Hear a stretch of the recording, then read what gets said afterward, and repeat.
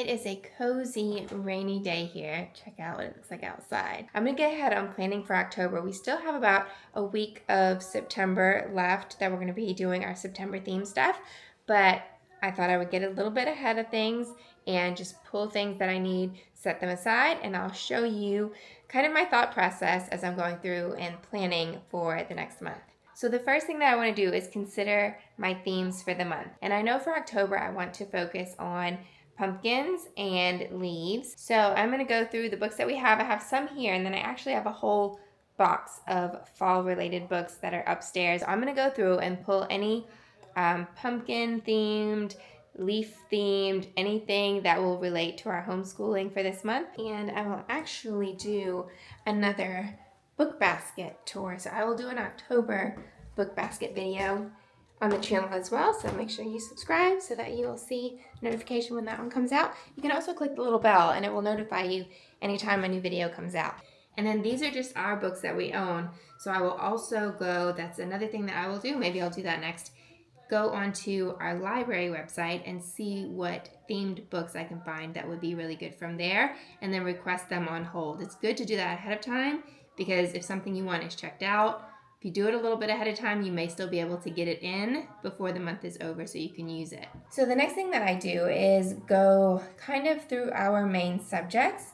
So math, reading, and like science or geography, art.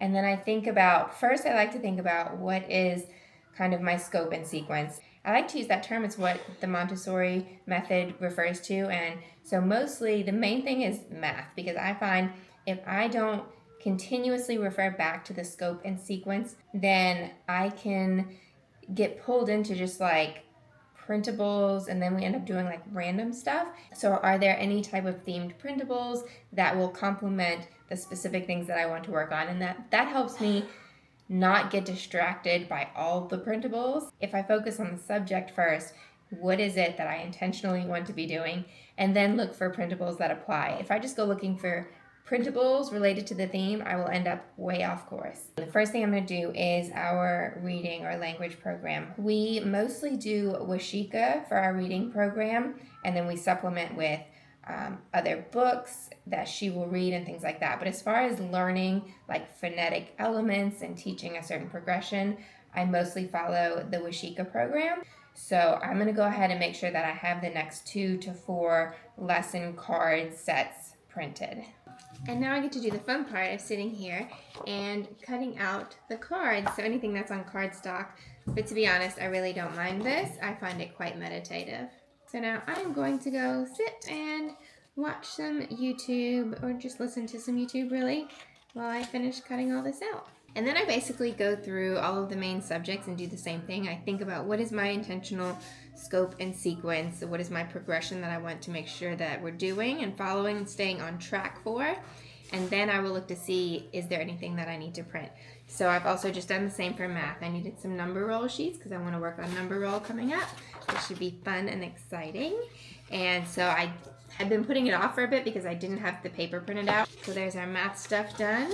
Now one of the last things that I do is sit down at my computer and go through any files, bundles, printables that I have. I actually used to do this backwards. I used to start with going through like the printables and bundles that I have, but what I found is that I would print things just because they're cute and I have them and I feel like I should use them, but it may not necessarily be the best thing in my intentional scope of what I want to do and in what order. So I've now completely switched that, and I do this last. And this kind of also goes into the last thing, which is room decor. Often the bundles will come with like pretty pictures and display things or banners that you can make yourself and to decorate your room. So I'll pull out any of those that I like that fit with the theme and print those as well. Good morning, guys. The other day when I started filming this video, I was kind of frustrated, disappointed when I got to the stage of looking for printables for our unit study. By the way, I'm having breakfast, so join me for breakfast this morning while we do this. And I realized a couple of things. Now that Zia is at this age and stage of learning, first of all, printables, especially thematic printables, are not really the best fit anymore. Like when kids are younger, preschool, kindergarten range, you can get a lot of really cute printables and it gives them fun activities to do. It's more of like interactive things. It's not like worksheets. And then when kids are a bit older, they can do like longer worksheets and they can read longer form, like informative copy on printouts and things like that. She's kind of at that in-between age where she just needs a lot of tangible and hands-on learning experience. And I mean, all kids do need that, but it's harder, I find, to give her what she needs in a printed format. So there are a few really good things that I can find or that I can create as practice.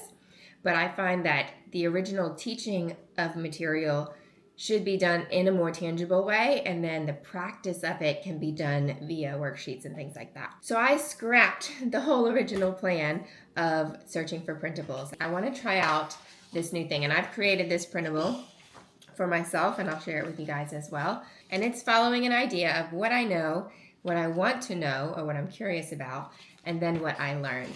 So, and it has, I put space where you put your child's name, their age, their school year, and then the topic. So that way each month or however frequently you're changing your topic, you can do one of these sheets and it will help you determine what your child is interested in, what you can do to support that and encourage their curiosity. And then it's also a really good way to kind of track what you have done at the end of it, because sometimes you end up following the child and it can take you in a different direction than you originally planned. So it's a good way to also kind of document what you have learned.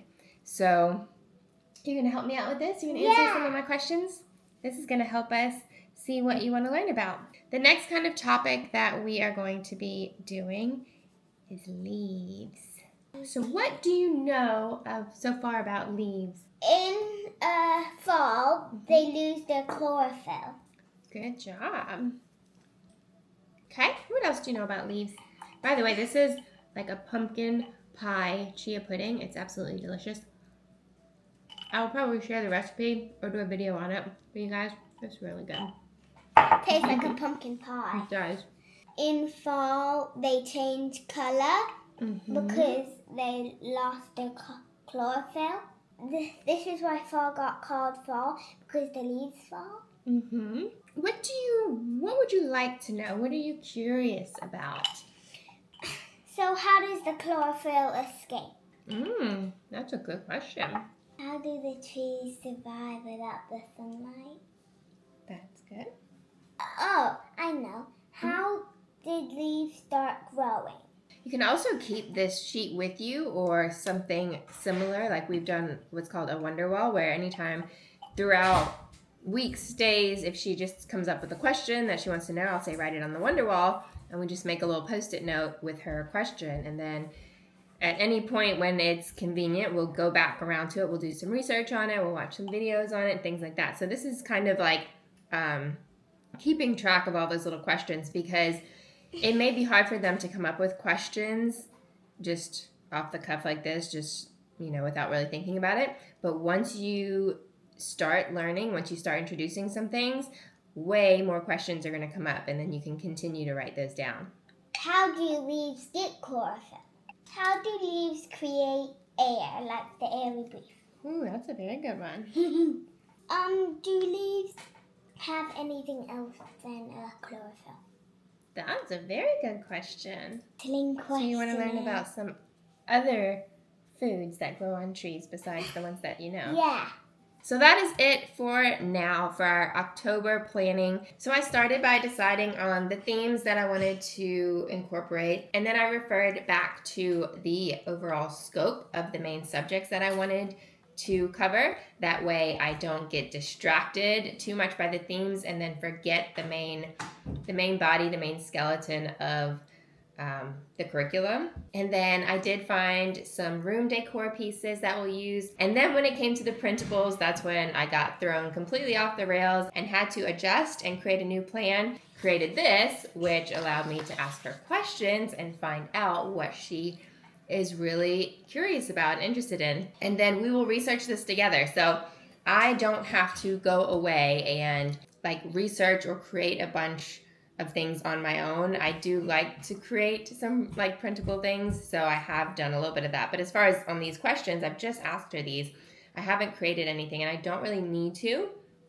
All that I need to do is, oh, so that reminds me, one thing that it really made me kind of remember is not to get so caught up in like the classroom stuff and to incorporate more of outside, outdoor, natural, like that's where I want the classroom to really be. So there are some things that we do in our homeschool room and it's really good for that. There's some things that we do like in our cozy living room that we do cozy school, but I want her to get a lot of real world experience and hands-on and like learning from being outside and experiencing things. So that kind of takes the pressure off. You don't need tons of like buying curriculums, buying bundles, but now with this little question sheet, I've been able to see what she's curious about, and then we can go out into the real world and learn about it and experience it. And other than the real world, we can research things together.